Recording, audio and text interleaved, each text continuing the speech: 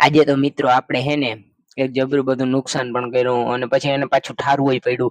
નુકસાન તો ના કહેવાય, એને ચોખ્ખો કર્યો હેડો.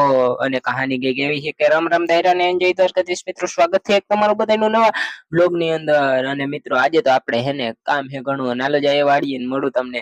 અને પછી મિત્રો ભેહું લઈને નીકળી ગયા વાડી તરફ જવા માટે.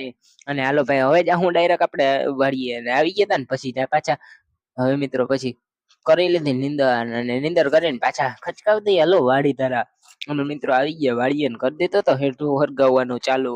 અને મિત્રો થોડીક વાર ની અંદર પણ આપણે હેઠો પણ હરગાવવા માંડ્યા હતા. અને મિત્રો હાલો હેઠો હરગે ત્યાં સુધી તમે જોઈ લ્યો, અને પછી હેઠો આપણે ઠારવો જોહે. અને મિત્રો પછી પાછું ઠારવાય માંડ્યા પંપ થી, જોઈ લ્યો તમે આવું કઈક હરગાવી નાખ્યું આપડે ને આવો મસ્ત મજાનો ચોખ્ખો પણ થઈ ગયો. અને હાલો ભાઈ ઠારી લઈને મળું તમને પછી આગળ હું. અને મિત્રો હાલો હવે આપડે હેઠો હરગાવીને લીધો તો ઠારી નાખીએ. મિત્રો આવી રીતના કઈક પંપ થી ઠારતા તા. અને પછી મિત્રો આપડે આવી ગયા ઘરે. અને જોઈ લ્યો એસી પણ ચાલુ કરી દીધું હતું, નાઈ ધોઈને થઈ ગયા તા ફ્રેશ. ચેનલમાં નવા હોય તો લાઈક શેર સબસ્ક્રાઈબ કરી નાખજો. મળશો હવે નેક્સ્ટ વ્લોગ